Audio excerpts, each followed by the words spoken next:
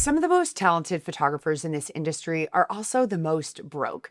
Not because their work isn't good enough, because nobody ever taught them that photography talent and business skill are two completely different things. This might sound like something everyone says, but here's the part that actually surprises people. A photographer with average talent but strong sales skills will consistently out-earn a super talented photographer who dreads selling every single time. The easiest way I found to stop being a talented but broke photographer is by changing your business model to what I call the boutique portrait model. This model is about selling legacy printed artwork like wall portraits, albums, and books that families will keep for generations instead of giving them a folder of digital files nobody ever prints. That's the trap of the volume digital file model. It turns your art into a commodity, and commodities get judged on price.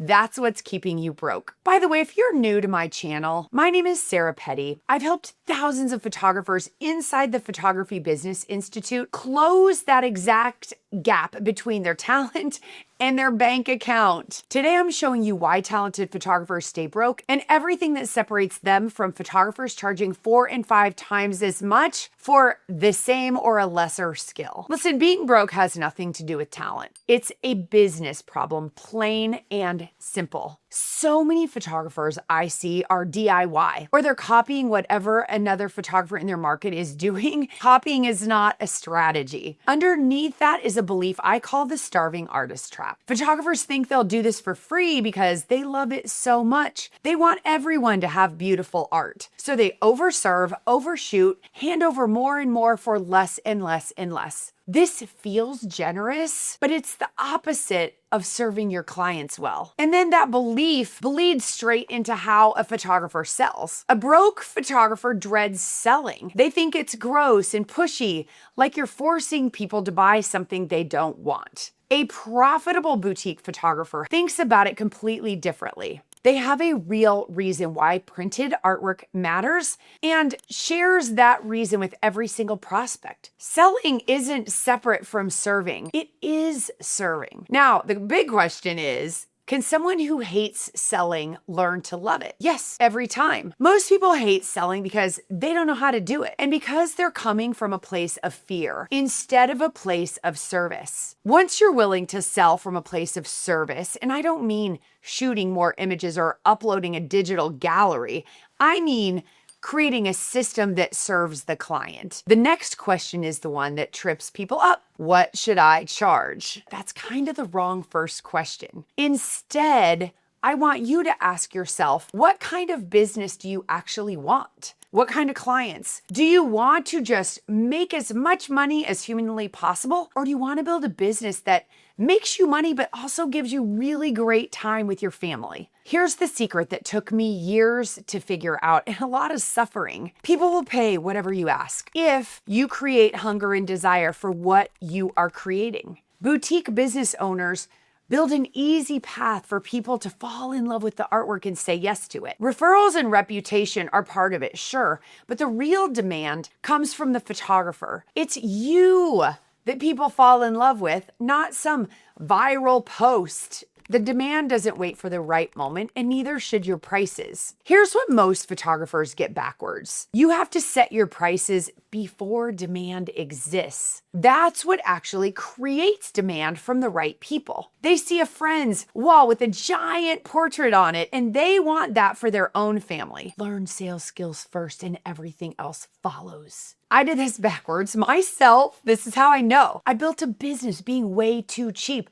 serving the wrong clients. When I realized it, I pulled the Band-Aid off, and 2 weeks before I opened my first studio, which happened to be 2 weeks before 9/11 in 2001, I doubled my prices 4 times. I changed my sales process to serve my clients, which also meant I had to talk to them. I had to do some hard and scary things that ended up being my favorite part, and I had to change my marketing. I had to help the demand that I'd already built understand the benefits of this completely new model, and it worked. Get this, I grew more than 20% each year in 9 of the 11 next years after I opened that studio, which almost never happens in small business. And the reason I was able to have that crazy growth was because I was priced too low.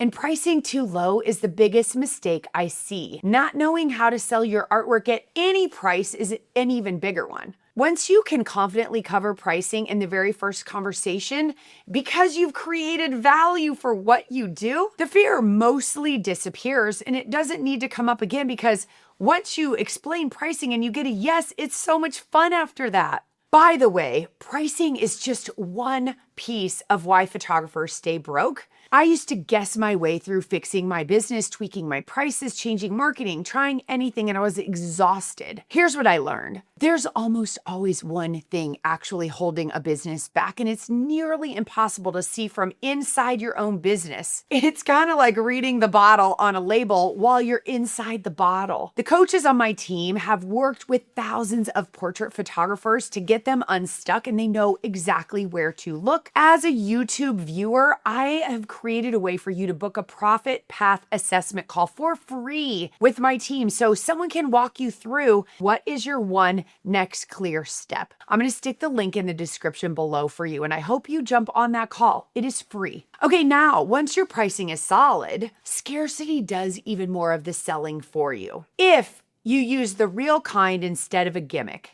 The biggest scarcity in this business is the moments themselves. A baby is baby exactly once. Those baby teeth disappear. A senior year of high school happens one time. Your job is to help your clients see that, and you don't need a bunch of gimmicks. Being available for anyone anytime does the opposite of what photographers think it does. It doesn't make you more appealing.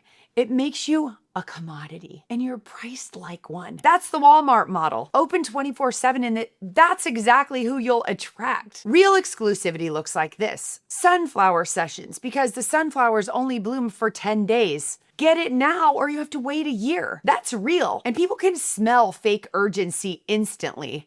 But you can't argue with an actual flower. I once had a car dealer try to negotiate my price at his ordering appointment, and I looked at him super calmly with a smile on my face, and I said, listen, I never ever discount, and you know what? My prices are about to go up, so you're getting a really good deal right now. And I just kept going about what I was doing. He changed his tune immediately, and he made his selection and ordered. So simply answering with confidence was all he needed to have confidence. None of this works if you don't know what you're selling in the first place. Clients aren't buying a photograph or a digital file. They're buying the feeling they get when they look at it. The feeling of being a loving parent, of watching their child feel celebrated, or remembering the little pup who aged out way too fast. That's what you're actually selling. And I had to go to the bank yesterday to do some paperwork for something, and the woman recognized me and said, Sarah, you photographed my daughter 27 years ago. That was my first year in business.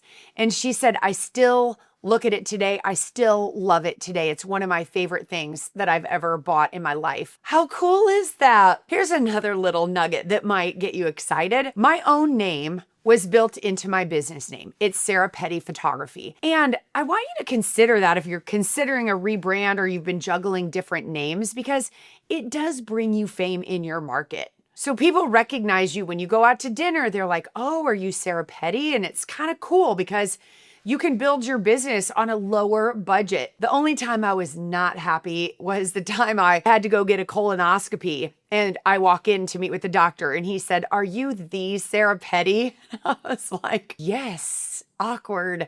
Awkward didn't even begin to cover it, but that is exactly what he said. The thing is, it generates referrals and opportunities because people knew who I was before they ever walked in the door. My marketing was always about the artwork, not about me. And listen, I made millions of dollars in my photography business before social media even existed. Of course, if I were starting my photography business today, I'd be putting a lot more of myself into it, but I want you to know that you don't have to be a famous influencer to really have impact in your community and be able to charge what you're worth. Listen, every photographer thinks their own life is too boring for a story, but it never is. I'm the second child in my family, and my parents barely took pictures once there were two of us. I still feel a little cheated that I don't have the childhood photos that other people have, but everyone has a story about why you're passionate about being a professional photographer and why it's important for you to have your clients have printed artwork. You just have to go find those stories. Once you're telling your real story and charging accordingly, the last obstacle is what everyone else thinks about it. So many photographers stay underpriced because